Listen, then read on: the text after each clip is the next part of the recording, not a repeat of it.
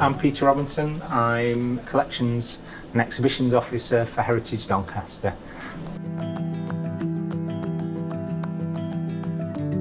I think it's brilliant that the college are choosing to pick something that relates to Doncaster's heritage and actually shout about something that is very unique and a very sort of outstanding piece of Doncaster's heritage. It just shows how rich Doncaster's heritage is. Yeah, it's certainly going to give the Danum Shield a new lease of life, and push it into the forefront of a new audience's minds. It's one of the most significant finds from excavations in Doncaster. It's one of only a handful really of Roman shields that have been found anywhere in the former Roman Empire.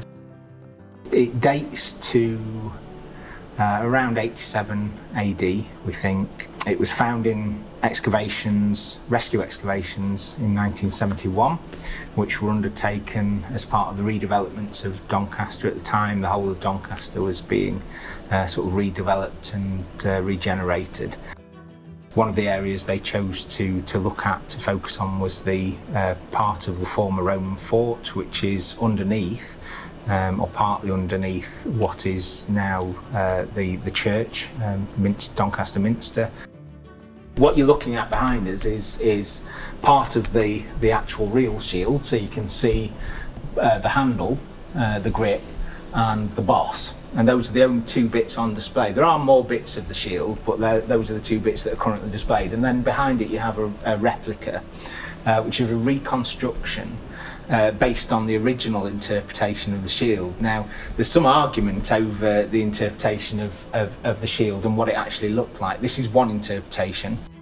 The original excavators, or the people that wrote up the excavation, thought that it potentially was a cavalry shield. This is because of the way that the grip was found in relation to the shield itself. But that's more recently been challenged by John Travis in his book on Roman shields, who argues that potentially it may not be a cavalry shield. It might be a Roman auxiliary or legionary shield.